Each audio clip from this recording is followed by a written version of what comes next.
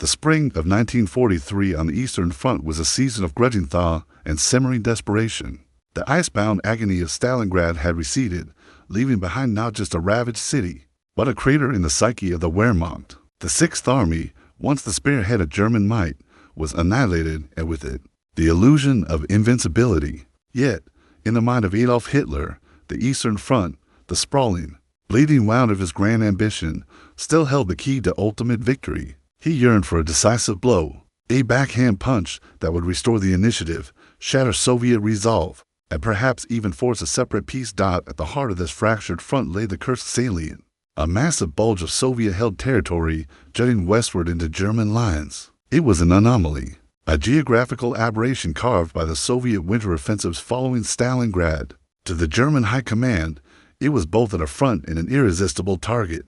To the north, General Feldmarschall Gunther von Kluge's Army Group Center held the line. To the south, General Feldmarschall Erich von Manstein's Army Group South, though battered, still possessed considerable offensive capability. The salient offered a tantalizing opportunity, a pincer movement, a simultaneous assault from north and south, could sever the bulge, encircle and annihilate vast Soviet forces, and straighten the front line, freeing up troops for other sectors. Operation Citadel, as it was christened, was born of this desperate hope. The discussions among the German generals were intense, often acrimonious. Manstein, ever the proponent of mobile warfare, argued for an immediate strike before the Soviets could fully consolidate their positions. He understood the fleeting nature of opportunity. General Oberst Heinz Guderian, Inspector General of Armored Troops, was vehemently opposed, fearing a wasteful expenditure of Germany's dwindling panzer reserves against what he correctly anticipated would be formidable defenses.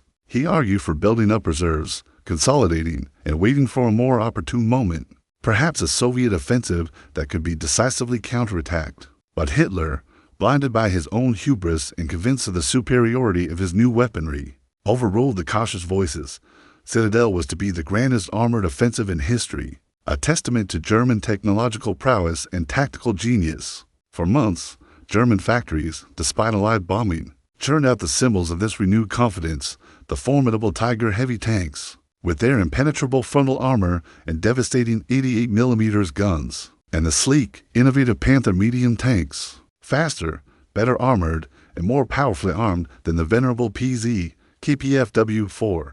Thousands of these new machines, along with the tried and true PZ, KPFW-3 and IVs, self-propelled guns like the Ferdinand, and vast quantities of artillery and infantry, were secretly amassed around the Kursk salient. The belief was that their qualitative superiority would overcome any numerical disadvantage. The sheer weight of metal, the shock of the new, would carve through the Red Army like a hot knife through butter. Yet, even as the German war machine rumbled into position, an insidious countercurrent was at play. The Soviets, though reeling from their own colossal losses, were not blind. Their intelligence network, honed by years of desperate struggle, was already whispering tales of German intentions. Reconnaissance flights over German-held territory reported unusual concentrations of armor, the construction of new rail lines, the telltale signs of an impending offensive. Stalin and the Stavka Soviet High Command understood the monumental stakes. They knew that if Citadel succeeded, the gates to Moscow and the heartland would once again be threatened. But they also saw a different kind of opportunity to turn the German strength into a weakness, to transform Hitler's grand offensive into a self-immolating trap. The decision was made not to meet the German hammer with a direct counterblow, but to absorb its force, to bleed it dry against an unyielding, meticulously prepared defense. The stage was set for a battle that would not only define the Eastern Front, but irrevocably alter the course of the Second World War. While German panzer divisions meticulously prepared for their grand assault, a transformation of unprecedented scale was underway within the Kursk salient. The Soviet High Command, guided by impeccable intelligence, had not merely anticipated Operation Citadel.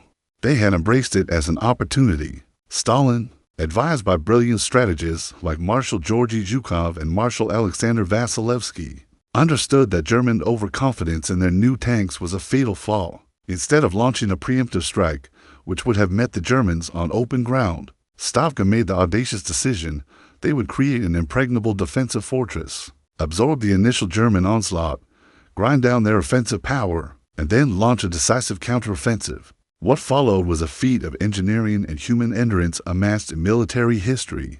Over the course of months, a vast network of defensive lines, stretching hundreds of kilometers, was meticulously constructed. It was not one line, but 6, sometimes 8, deeply echeloned defensive belts, each designed to slow, funnel, and destroy the attacking German forces. The sheer scale of the earthworks was staggering. Millions of cubic meters of soil were moved by hand, by shovel, by pickaxe. Tens of thousands of kilometers of trenches were dug, zigzagging across the steppes, providing cover for infantry and connecting fortified strongpoints. Anti-tank ditches, often 5 meters wide and 3 meters deep, snaked across the landscape.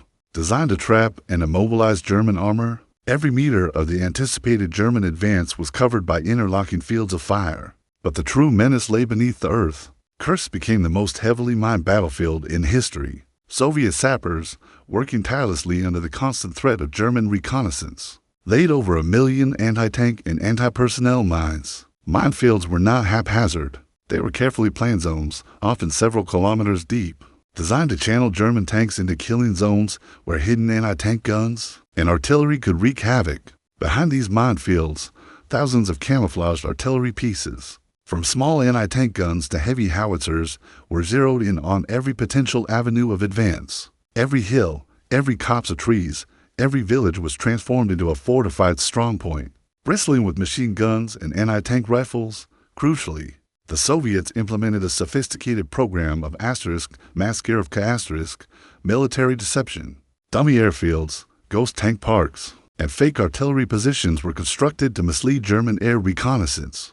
Radio operators maintained a constant stream of false chatter, mimicking troop movements in sectors where no offensive was planned. Real units moved under the cover of darkness, observing strict radio silence, their positions meticulously camouflaged. The goal was not just to hide their true strength, but to amplify German misperceptions, feeding their overconfidence and lulling them into believing their attack would be a surprise. This systematic deception played a vital role in ensuring the Germans would commit their forces exactly where the Red Army was strongest. Behind these formidable defenses, the Red Army was gathering its strength. New tank armies, equipped with improved T-34s, KV-1 South, and Su-15 assault guns, were held in reserve, positioned to strike decisively once the German spearheads had been blunted. Vast quantities of artillery, including the feared Katyusha rocket launchers, were amassed. The Soviet soldier, hardened by 2 years of brutal fighting, understood the stakes. They had endured the horrors of Barbarossa, the siege of Leningrad, and the cauldron of Stalingrad. Now, they were fighting on their own soil, defending their homes, their families. The psychological strain was immense, the waiting agonizing, but their resolve was steely. They knew the Germans were coming, and they were prepared to meet them not with fear, but with an unyielding wall of steel and fire. The Kursk salient was no longer just a geographical feature. It was a vast, deadly trap, meticulously baited and sprung, waiting for the unsuspecting German beast to enter its jaws. The dawn of July 5, 1943, broke with a deceptive calm over the Kursk salient. A heavy dew clung to the tall grasses, and a faint mist obscured the vast, undulating steppes. But this tranquility was an illusion, shattered shortly after the AM by a thunderous roar. The earth trembled as Soviet artillery, anticipating the German assault based on captured intelligence and the sound of panzer engines, unleashed a devastating preemptive barrage. Thousands of shells rained down on German assembly areas, sowing chaos and inflicting casualties even before Operation Citadel officially began. Yet, the German response was swift and equally ferocious. By 5 a.m., the largest artillery bombardment in history commenced, as German guns of all calibers, from light field pieces to massive railway guns, pounded Soviet forward positions. Then came the advance. On the northern shoulder, General Feldmarschall Walter Model's Ninth Army, tasked with cracking the northern face of the salient, began its methodical, grinding push. Model, a master of defensive warfare, was forced to lead an offensive, and his cautious nature was reflected in his approach. His spearheads, spearheaded by the heavy Ferdinands and Tigers, met the first Soviet defensive belt head-on. The ground erupted in a maelstrom of explosions. The German tanks, despite their formidable armor, found themselves mired in the dense minefields. Track after track was blown off, immobilizing the behemoths and turning them into static targets for Soviet anti-tank guns and artillery on the southern shoulder. General Feldmarschall Erich von Manstein's Army Group South launched a more fluid, aggressive assault, comprising the elite to SS Panzer Corps, including the Leibstandard SS Adolf Hitler, Das Reich, and Totenkopf divisions, along with the 48 Panzer Corps and Army Detachment Kampf. Manstein aimed for a swift breakthrough. Initial gains were made, particularly by the well-trained and fanatical SS divisions. The Panthers, despite their mechanical teething problems, performed admirably when they could move, their long 75mm guns punching through Soviet armor. But even here, the advance was agonizingly slow. The Soviet defenses were far deeper, far more robust than German intelligence had predicted. Every meter was contested. German panzer grenadiers, dismounting from their half-tracks, faced a hail of machine gun fire and brutal hand-to-hand combat in the elaborate trench systems. Soviet soldiers, often fighting to the last man, emerged from camouflaged dugouts to launch desperate counterattacks, sometimes even clambering onto German tanks with Molotov cocktails and anti-tank grenades. The minefields were a constant, invisible enemy, maiming men and crippling machines. The air, thick with dust, smoke, and the stench of curdite, vibrated with the roar of engines and the clang of steel. Above, Luftwaffe aircraft battled Soviet fighter bombers for control of the skies, adding another layer of terror to the inferno below. The psychological toll on the German soldiers was immense. The initial euphoria of the offensive, the belief in a swift, decisive victory, evaporated in the face of the unyielding Soviet resistance. They had expected breakthroughs, not a crawl through a meat grinder. Their tanks, once symbols of invincibility, were now vulnerable, bogged down, burning hulks littering the landscape. The sheer depth of the Soviet defenses, the endless lines of trenches, the relentless artillery fire, and the fanatical tenacity of the Red Army shocked them. Commanders like Model and Manstein, though seasoned veterans, were forced to confront the grim reality. This was no ordinary battle. This was a war of attrition, fought on terms dictated by the Soviets, and Germany, with its dwindling resources, could ill afford it. The opening days of Citadel had not brought the promised breakthrough, only a bloody, agonizing slogging match that bled the Wehrmacht dry and consumed its most precious assets. By the second week of July, the German offensive on the northern shoulder of the Kursk salient had stalled completely. Model's Ninth Army, despite fierce fighting and heavy losses, had barely penetrated the second Soviet defensive belt. On the southern flank, however, Manstein's forces had made more significant, if costly, progress. The 2nd SS Panzer Corps, pushing eastward, aimed for the small railway town of Prokhorovka, a critical objective that, if captured, could open the way to the heart of the Soviet defenses. Manstein still held out hope for a decisive tank battle, a grand clash of armored titans that would shatter the Red Army's will and pave the way for a breakthrough. Stavka, watching the relentless German advance towards Prokhorovka, knew the moment of truth had arrived. They committed their ultimate reserve, Marshal Pavel Rotmistrov's 5th Guards Tank Army. This was a colossal force, comprising over 800 tanks and self-propelled guns, poised to launch a desperate, head-on counterattack. The stage was set for the legendary Battle of Prokhorovka, a name that would forever be synonymous with the largest tank engagement in history. On the morning of July 12, 1943, under a sky choked with dust and smoke, the two colossal armored formations collided. It was not the meticulously planned, sweeping maneuver that German doctrine favored, but a chaotic, brutal, close-quarters brawl. Rotmistrov's tanks, primarily T-34s, charged forward en masse, hoping to negate the superior range and firepower of the German Tigers and Panthers by closing the distance rapidly. The Soviet tactic was audacious, born of necessity, getting close, where the Tigers' long 88mm guns struggled to depress, and where the T-34's mobility and sheer numbers could overwhelm. The battlefield around Prokhorovka became an inferno. Tanks rammed tanks, their metal hulls shrieking on impact. The roar of engines, the staccato bark of cannons, the explosions of high-explosive shells, and the screams of dying men merged into a deafening symphony of destruction. Visibility was minimal, reduced by the churned earth and the smoke from burning vehicles. Tank crews fought in a haze of adrenaline and fear, often unable to distinguish friend from foe in the swirling dust. German Tigers, though formidable, found themselves swarmed by multiple T-34s, their thick armor eventually breached by repeated hits or by flanking maneuvers. Panthers, still prone to mechanical breakdowns, often became a mobile target's dot by day's end. The ground was littered with the smoldering wrecks of hundreds of tanks from both sides. Prokhorovka was a tactical draw, perhaps even a marginal Soviet loss in terms of tank casualties. But it was a monumental strategic victory for the Red Army. The two SS Panzer Corps, though not annihilated, was utterly exhausted. Its offensive momentum was broken, its elite division severely mauled. The hope of a swift breakthrough, of a grand encirclement, evaporated in the heat and chaos of the Prokhorovka fields. The spearhead of Manstein's attack had been blunted, its offensive capacity spent. The news from Prokhorovka, coupled with the stalled northern offensive, reached Hitler at his headquarters. Simultaneously, intelligence arrived at the Allied landings in Sicily. Operation Husky on July 10th. Faced with the prospect of a new front in Italy and the undeniable failure to achieve a decisive breakthrough at Kursk, Hitler made the fateful decision to halt Operation Citadel. He ordered the withdrawal of significant forces, including the two SS Panzer Corps, to reinforce the collapsing Italian front. This decision, though militarily sound in the broader context of the war, sealed the fate of Citadel and, arguably, of the entire Eastern Front. The greatest tank battle had failed to deliver the knockout blow, instead becoming a crucible that consumed Germany's last strategic reserves and irrevocably shifted the initiative to the Soviet Union. The cessation of Operation Citadel on July 13, 1943, marked not merely the end of an offensive, but the definitive turning point of the Eastern Front, and indeed, of the Second World War.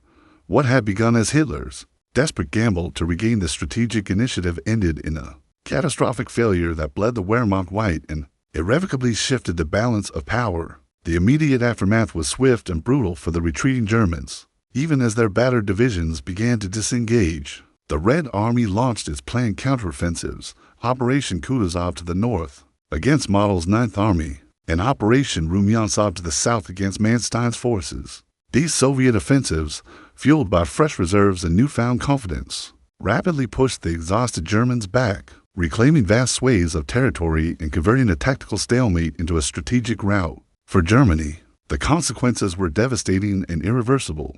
The losses in tanks, particularly the irreplaceable Tigers and Panthers, were crippling. While Soviet tank losses were numerically higher, their industrial capacity, bolstered by Lend-Lease aid, could replace them. Germany simply could not. The elite panzer divisions, the very backbone of the Wehrmacht's offensive power, were shattered.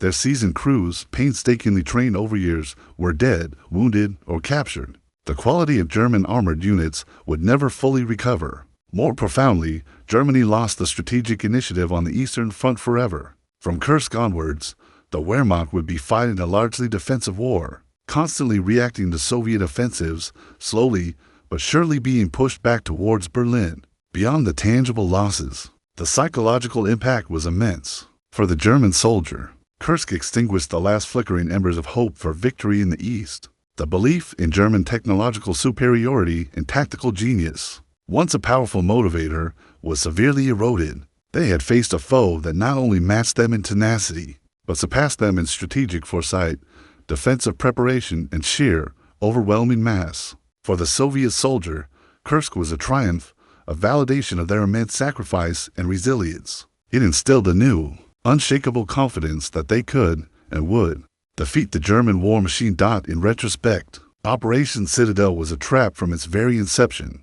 A monumental miscalculation born of German overconfidence and an underestimation of Soviet capabilities. Hitler's obsession with a decisive armored blow, his belief that superior technology alone could overcome meticulous preparation and overwhelming numbers, led his armies into a meticulously constructed defensive labyrinth. The Soviet Union's intelligence networks had penetrated German secrecy, providing Stavka with crucial advance warning. Their strategic patience, their decision to fight defensively and bleed the enemy dry, was a stroke of genius. Their unparalleled engineering efforts, the creation of multi-layered defensive belts, vast minefields, and interlocking fields of fire, turned the steppes around Kursk into an armored graveyard. And their masterful use of Masterful had successfully reinforced German misconceptions, ensuring the Wehrmacht would strike exactly where the Red Army was strongest.